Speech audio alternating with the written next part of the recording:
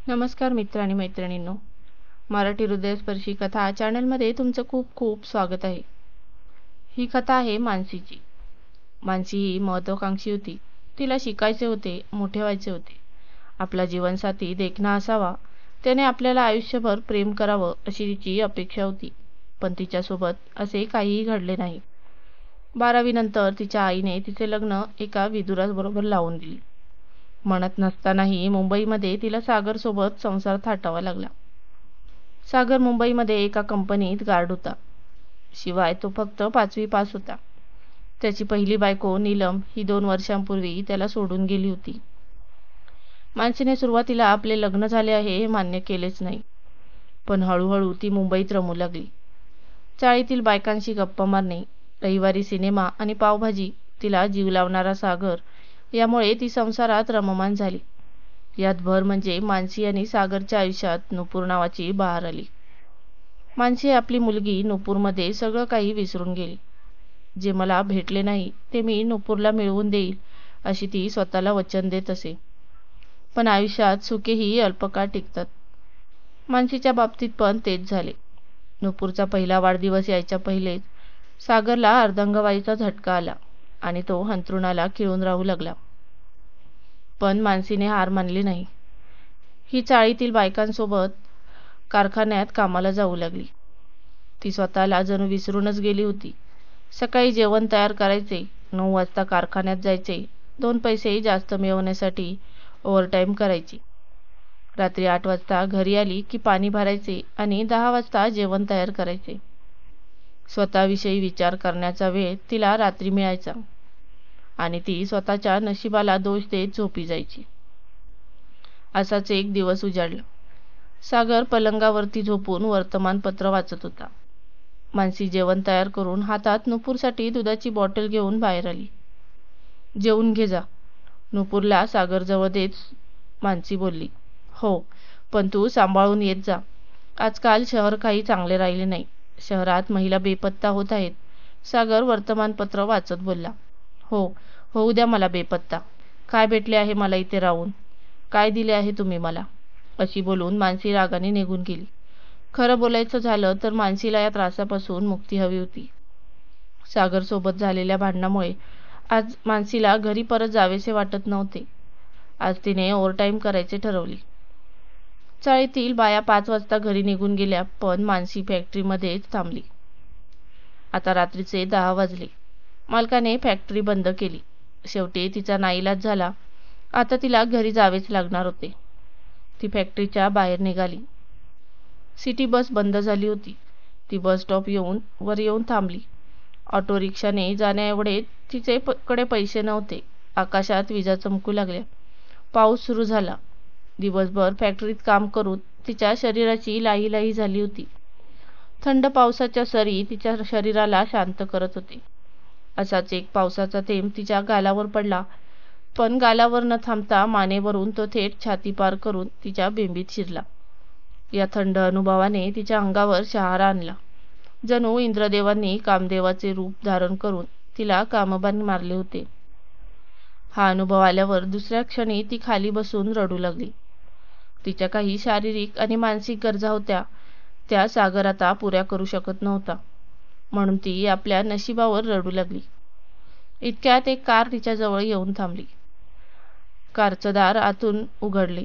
चला या, मी तुम्हाला घरी सोडून देतो, कारमधील युवक मानसीला बोलला आणि मानसी उठून उभी राहिली. कोण आपण? तिने विचारले. मी तुमच्या चाळीसमोरील इमारतीमध्ये राहतो. तिथे माझा फ्लॅट आहे. काळजी करू नका, मी तुम्हाला सुखरूप घरी सोडून देईन, कारवाला युवक बोलला. मानसी कारमध्ये बसली. पूर्ण आयुष्यात ती पहिल्यांदा कारमध्ये बसली होती. तिच्या केसामधून आता देखील पाणी पाझरत होते. त्या युवकाने तिला तोंड पुसण्यास आपला रुमाल दिला. तो रुमाल घेत असताना तिने त्याच्या हाताला स्पर्श केला.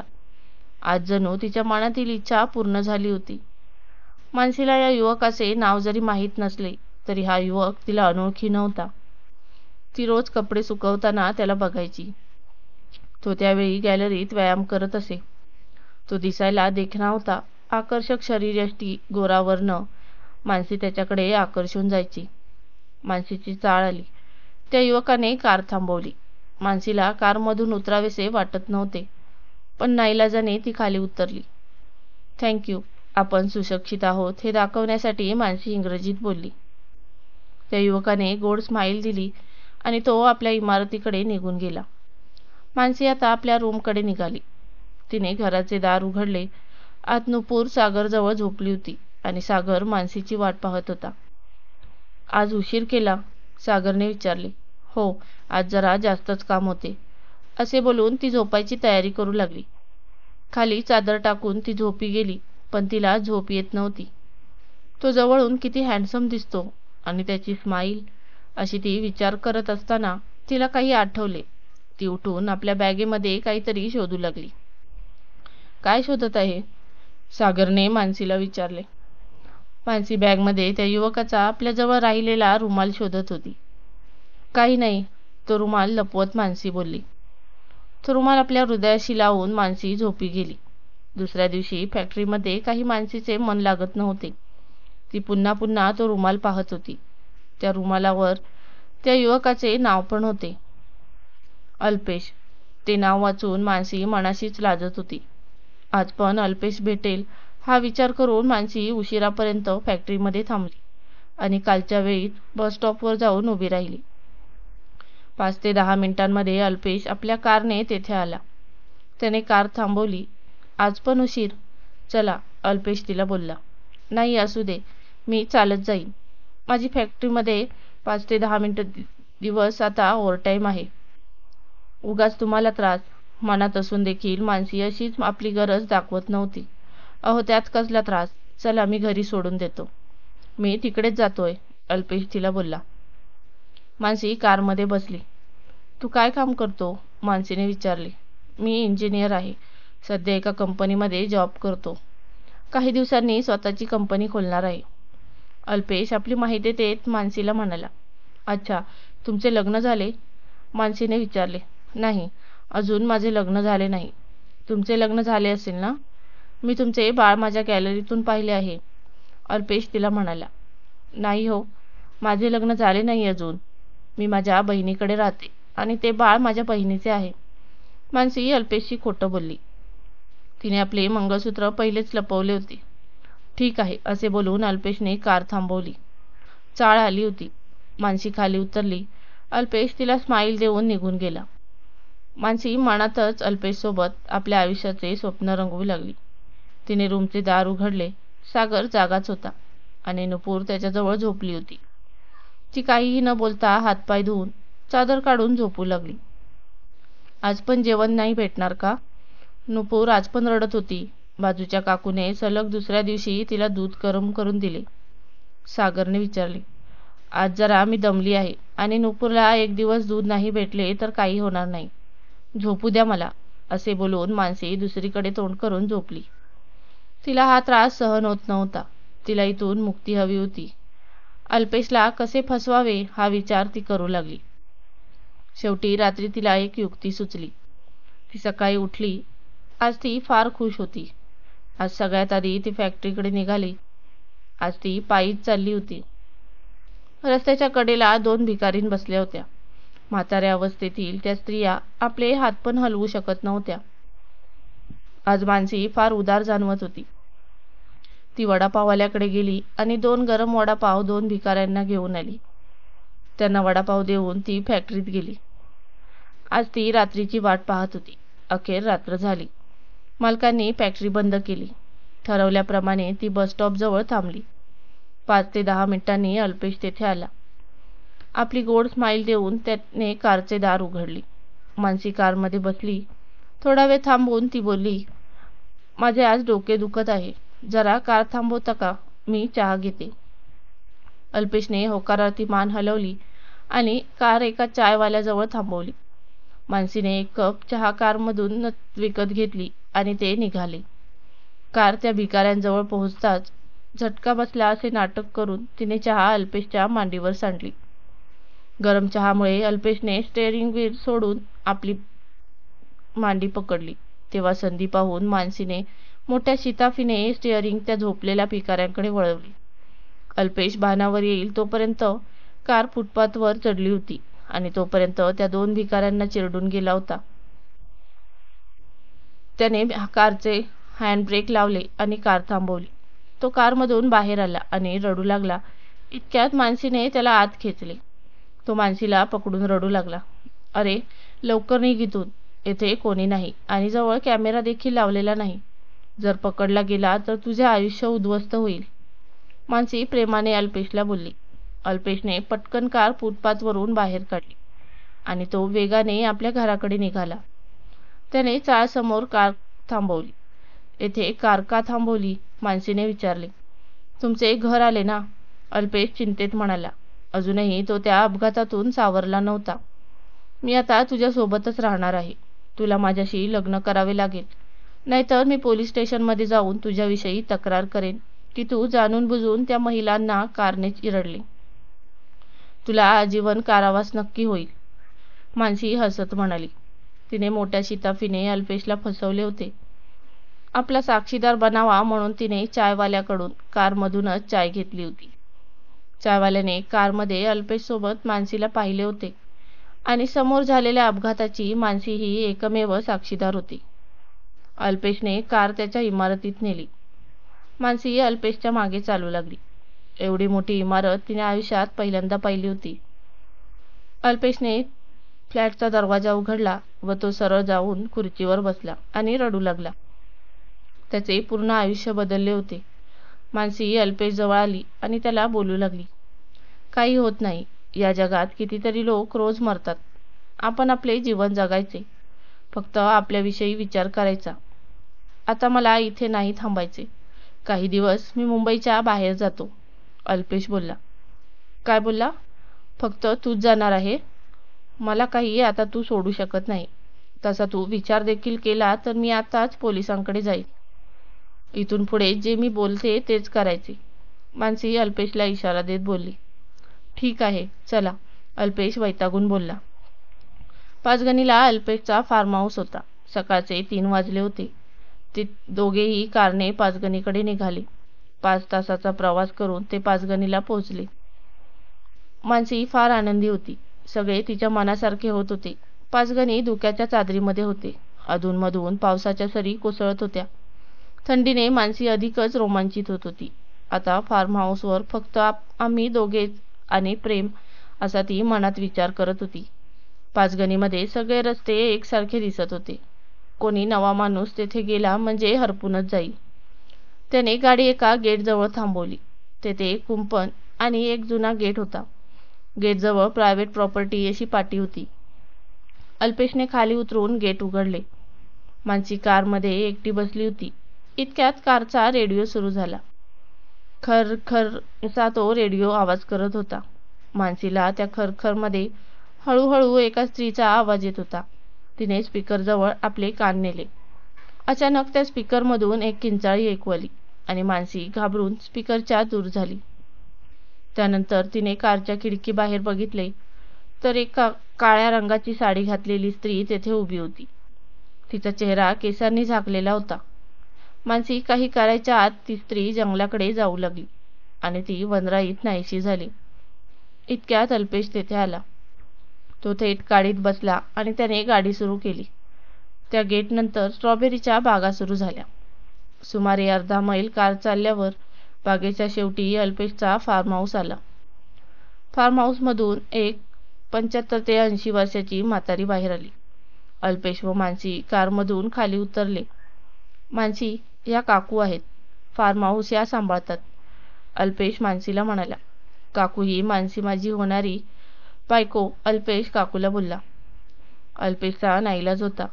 "चांगली आहे, पण जरा उंच हवी होती." ती म्हातारी काहीतरी विचित्रच बोलली. "मी यांना कुठेतरी पाहिले आहे." मानसी काकूकडे बोट दाखवून म्हणाली. "नाही मालकीनबाई, मी कधी पाचगणी सोडून बाहेर गेली नाही. तुम्हाला भ्रम झाला असावा." काकू मानसीला बोलली. "काकू, येथे मी गेटवर एक स्त्री पाहिली. कोण होती ती?" मानसी बोलली. काकूने 2 मिनिटे आश्चर्याने मानसीकडे पाहिल्यावर अल्पेशकडे बघून म्हणाली, "ती सुटली वाटतं." आणि असे बोलून ती आत निघून गेली. "कोण सुटली?" मानसीने अल्पेशला विचारले. "कोणी नाही. काकूचे वय झाले म्हणून त्या काहीही बोलतात." चला, सकाळ झाली आहे, चहा घेऊ. प्रवासामुळे माझे सर्व अंग दुखत आहे, असे बोलून तो आत निघून गेला. तीही त्या फार्म हाऊसमध्ये शिरली. ते एक मोठे फार्म हाऊस होते. जुन्या भिंतीवर तैलचित्रे, शिकार केलेल्या प्राण्यांचे डोके, बंदुका. मानसीला असाच राजेशाही थाट हवा होता. फार्म हाऊसच्या हॉलमध्ये ती सगळे बघत फिरत होती. हॉलमध्ये मंद प्रकाशाचे दिवे लावले होते. भिंतीवरील एका चित्राने मानसीचे लक्ष आपल्याकडे वेधून घेतले. ते एका स्त्रीचे चित्र होते. लांब नाक, गौरवर्ण, केसात गजरा, हिरवी साडी, लाल ब्लाऊज, पण सर्वात आकर्षक तिचे डोळे होते. तिचे डोळे मानसीला आपल्याकडे बोलवत होते. ते चित्र नसून कोणी जिवंत स्त्री आहे असे मानसीला जाणवत होते. अचानक त्या चित्रामधील स्त्रीने आपली पापणी हलवली. मानसीला पहिली भीती वाटली, पण नंतर तिने तो भ्रम समजून चित्र तपासून बघायचे ठरवले. ती जरा घाबरत त्या चित्राकडे गेली आणि आपल्या हाताने त्या चित्राला स्पर्श करण्याचा प्रयत्न करू लागली.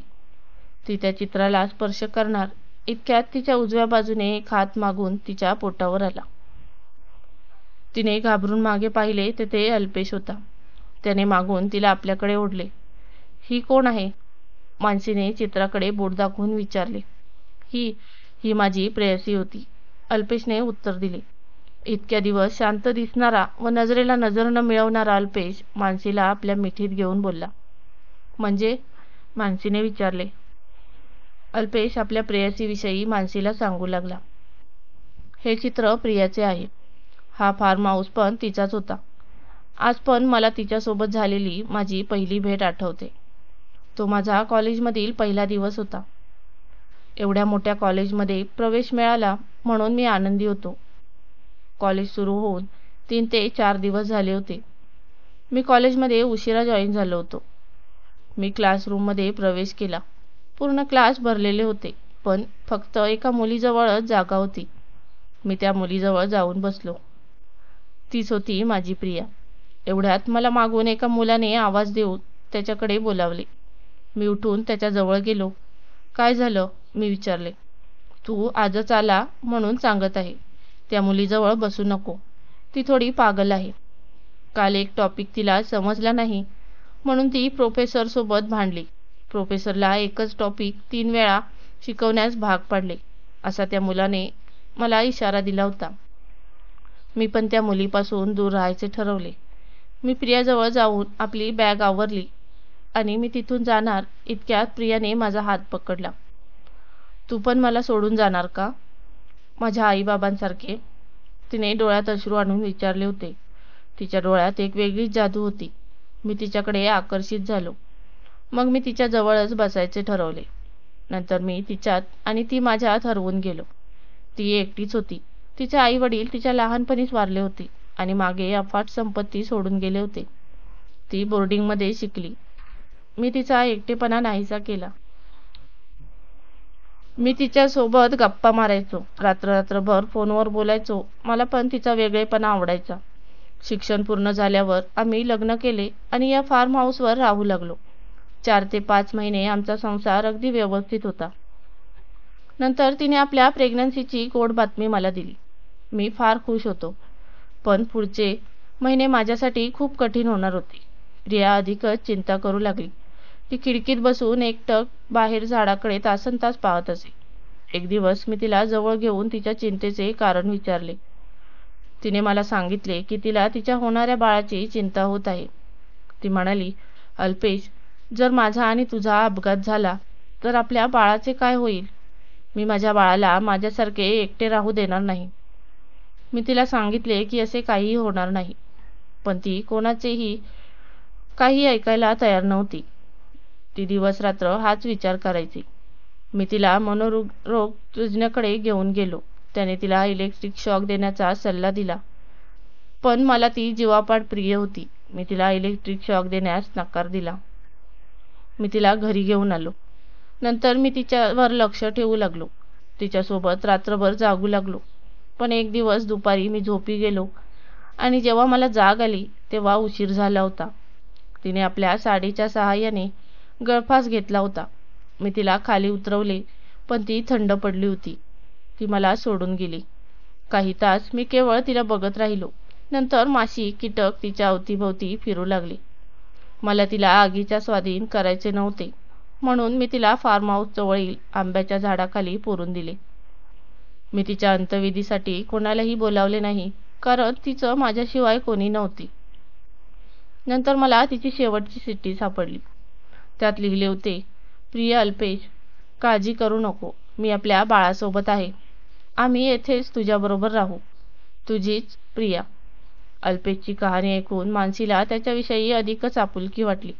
ती त्याच्या अधिकच जवळ गेली आणि बोलली, काळजी नको करू, मी तुला इतके प्रेम देईन की तुला कोणाचीच आठवण येणार नाही.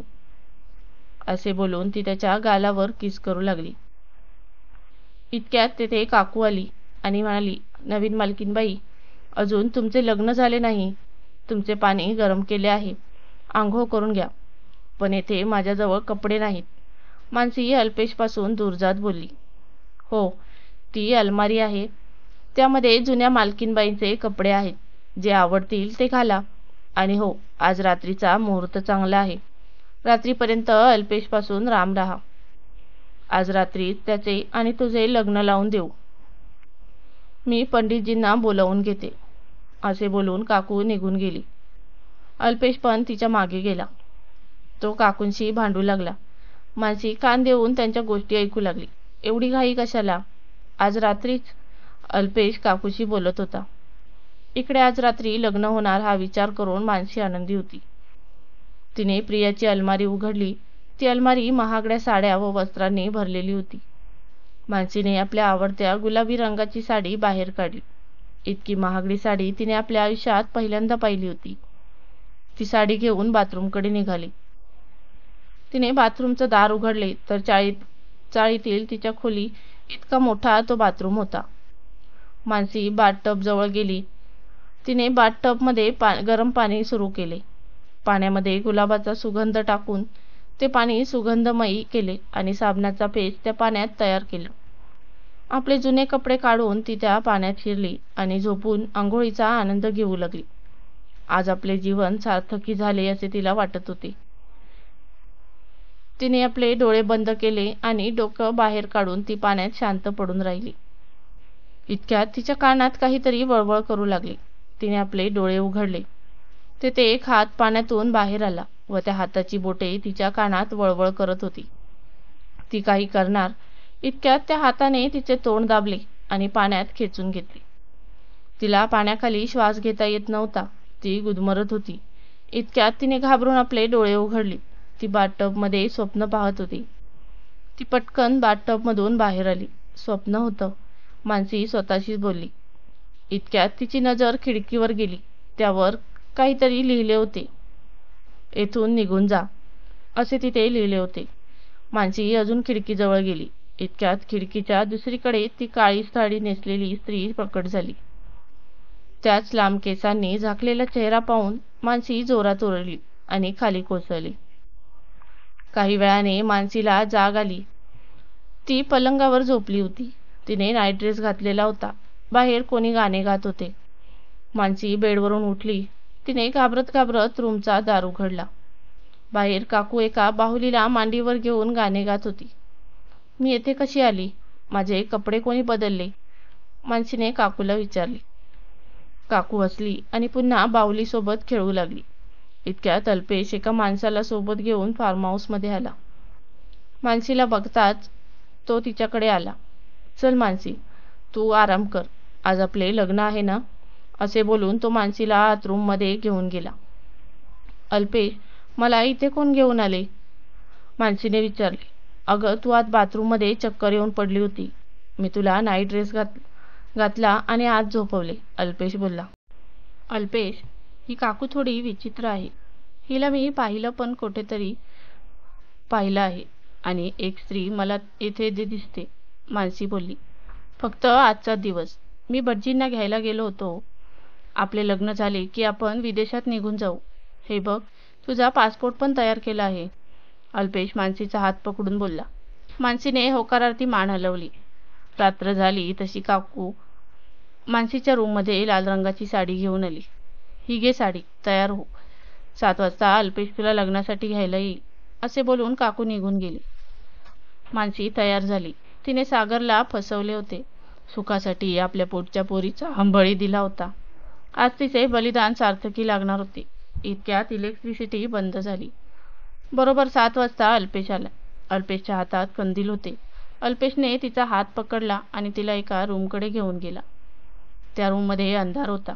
त्याने तिला रूममधील एका खुर्चीवर बसायला सांगितले. कंदिलाच्या उजेडात मानसी खुर्चीवर बसली. इतक्यात इलेक्ट्रिसिटी आली. त्या रूममध्ये ती एकटी नव्हती. तिच्या खुर्चीसमोर एका खुर्चीवर काकू बाहुलीसोबत बसली होती आणि तिच्या पायाशी पिठाचा पंचतारा काढला होता. स्टारमध्ये 5 कोणावर 5 कवट्या ठेवल्या होत्या आणि त्या प्रत्येक कवटीवर एक एक लिंबू होते. मानसी घाबरून तेथून उठणार इतक्यात अल्पेशने तिला खुर्चीशी बांधून टाकले आणि नंतर रूममध्ये तो अल्पेशसोबत आलेला माणूस आला. त्याने काळी धोती परिधान केली होती आणि गळ्यात काळा रुमाल होता. काळा टिका लावून तो अधिकच भयानक जाणवत होता. अल्पेश, हे काय आहे? मानसीने घाबरून विचारले. हा आत्मपरिवर्तन विधी आहे, अल्पेश म्हणाला. आपण तर आज लग्न करणार होतो ना? मानसी म्हणाली. माझी प्रिया मला सोडून गेल्यावर मी रडलो नाही. मी तिला परत आणण्याचा प्रयत्न करू लागलो. मी तिचे शरीर फ्रीजरमध्ये ठेवले आणि काळ्या विद्येची मदत घ्यायचे ठरवले. मी खूप फिरलो, मोठमोठ्या तांत्रिकांशी बोललो. शेवटी खूप प्रयत्न केल्यावर या गुरुजींनी मला योग्य मार्ग दाखवला. त्यांनी पहिले प्रियाच्या व माझ्या बाळाच्या आत्म्याला 2 वेगवेगळ्या बाहुल्यांमध्ये कैद केले. प्रियाचे शरीर आमच्यासाठी निकामी झाले होते. मला प्रियाच्या आत्म्यासाठी एका दुसऱ्या स्त्री शरीराची गरज होती आणि ती स्त्री आपल्या मनाने आत्मपरिवर्तन विधीला बसायला हवी होती. मी प्रियाचे शरीर पुरून टाकले आणि त्या 2 बाहुल्या घेऊन मी मुंबईत आलो. मला अशी स्त्री हवी होती जी तिच्या मनाने माझ्यासोबत येईल आणि तिला कोणी शोधायला येणार नाही. सुदैवाने माझ्या मुंबईतील फ्लॅटमध्ये तुझ्या नवऱ्याची पहिली बायको नीलम कामाला यायची. मी तिला खोटी आपुलकी दाखवली आणि तिला आपल्या प्रेमात पाडलं. ती बावळट माझ्या प्रेमात पागल झाली. ती सगळे काही सोडून माझ्याबरोबर पाचगणीला आली. येथे मी तिला फसवून विधीस बसवले. गुरुजींनी तिला खुर्चीस बांधले आणि प्रियाचा आत्मा असलेली बाहुली तिच्या समोर खुर्चीवर बसवून विधी सुरू केली. विधी संपल्यावर नीलमचा आत्मा तिच्या शरीरातून मुक्त झाला आणि माझ्या प्रियाचा आत्मा बाहुलीतून नीलमच्या शरीरात शिरला. अल्पेशने आपला खरा हेतू मानसीसमोर उघड केला. तुझी प्रिया तुला भेटली ना, मग मला आता का त्रास देत आहे? ह्या म्हातारीला का माझ्यासमोर बसवले आहे? मानसी बोलली. अल्पेश हसला आणि बोलला, नीट बघ, ही नीलमच्या शरीरामध्ये माझी प्रिया आहे. नीलमचे शरीर प्रियाच्या आत्म्याला जास्त काळ सहन करू शकले नाही, म्हणून ते वेगाने जीर्ण होत गेले. 3 वर्षातच ते शरीर म्हातारे झाले. तू नीलमचे फोटो पाहिले असावे, म्हणून तुला म्हाताऱ्या नीलमचे शरीर ओळखीचे वाटत होते. नंतर मी परत दुसऱ्या स्त्री देहाच्या शोधात निघालो. माझे भाग्य चांगले की सागरने परत दुसरे लग्न केले. मी तुझ्यावर लक्ष ठेवणे सुरू केले. तू बस स्टॉपवर आली की मी कार घेऊन यायचो, पण मी काही करायच्या आतच तूने स्वतःला माझ्या स्वाधीन केलं. नंतर गुरुजींनी 5 मेणबत्त्या 5 कवट्यावर पेटवले आणि मोठमोठ्याने मंत्र उच्चारू लागले. मानसी जोरजोरात ओरडू लागली, पण तिथे तिची मदत करणारे कोणीही नव्हते. हळूहळू ती झोपू लागली आणि तिने आपले डोळे मिटले. सकाळी सूर्यप्रकाशामुळे मानसीचे डोळे उघडले. ती खुर्ची खाली पडून होती. तिला समोर खुर्चीसोबत खाली पडलेली मानसीच दिसली. तिने घाबरून स्वतःचे शरीर पाहिले. ती जीर्ण नीलमच्या शरीरात होती. इतक्यात रूममध्ये अल्पेश आला. त्याने मानसीच्या शरीरातील प्रियाला खुर्चीपासून मुक्त केले. प्रियाला अलगद उचलून तो बोलला, welcome in new body dear. प्रियाने अल्पेशला किस केले. मला पुढच्या वेळी उंच शरीर हवं आहे, ती पुढे म्हणाली. हो बेबी, पुढच्या वेळी उंच स्त्री फसवेन, अल्पेश बोलला. माझं बाळ कुठे आहे? प्रियाने विचारले. अल्पेशने तिला तिची बाहुली दिली आणि तो प्रियाला उचलून बेडरूममध्ये निघून गेला. नीलमच्या शरीरातील मानसी रडू लागली. तिच्याजवळ ती काळ्या रंगाची साडी नेसलेली स्त्री प्रकट झाली. ती नीलमची आत्मा होती. तिने तिला वाचवायचा खूप प्रयत्न केला होता, पण मानसीने तिच्याकडे लक्ष दिले नाही. 4 दिवसानंतर प्रिया आणि अल्पेश मुंबईकडे जाण्यास निघाले. कारमध्ये समोर अल्पेश आणि प्रिया बसले होते. प्रिया कार चालवत होती. मागच्या सीटवर त्यांनी नीलमच्या जीर्ण शरीरातील मानसीला बसवले होते. ते रात्री मुंबईत पोचले. रात्रीचे 3 वाजले होते. अल्पेश खाली उतरला. त्याने मानसीला उचलले आणि त्या 2 भिकारी जेथे मेल्या होत्या त्या ठिकाणी तिला ठेवून दिले. मानसी रडत होती आणि कार समोरून निघून गेली. सकाळ झाली. मानसी एकटक समोर पाहत होती. तिला हलता देखील येत नव्हते. इतक्यात तिला समोर सागर दिसला. त्याच्या कडेवर नुपूर होती. सागर मानसीचे फोटो लोकांना दाखवून मानसीला शोधत होता. मानसीला आता स्वतःवर कीव येत होती. सागर व नुपूर तिच्या समोरून निघून गेले. दिवस निघून गेला. रात्र झाली. रस्ता शांत झाला. मानसीला तहान लागली. ती कशीबशी उठली. तिच्या बाजूला 2 जणी बसल्या होत्या. मला पाणी मिळेल का? तिने विचारले. त्या 2घी जणींनी तिच्याकडे पाहिले आणि त्या बोलल्या, आम्ही जिवंत कोठे आहोत तुला पाणी द्यायला? तुम्हीच तर आम्हाला चिरडून मारले होते. त्यांचे हे बोलणे ऐकून मानसीने घाबरून आपले प्राण सोडले. कधीकधी मनुष्यासाठी पण आकर्षण घातक ठरते. आपण आपल्या स्वार्थापायी दुसऱ्याला फसवायला जातो, पण कधीकधी आपणच त्यात अडकतो. आशा करते की सर्वांना कथा आवडली असावी. कथा आवडली असल्यास कमेंट करून नक्की सांगा. त्याचबरोबर चॅनलला सबस्क्राईब करून बेल आयकॉनचे बटन ऑलवर सेट करा, जेणेकरून नवीन व्हिडिओचे नोटिफिकेशन सर्वात पहिले तुम्हाला मिळेल. धन्यवाद.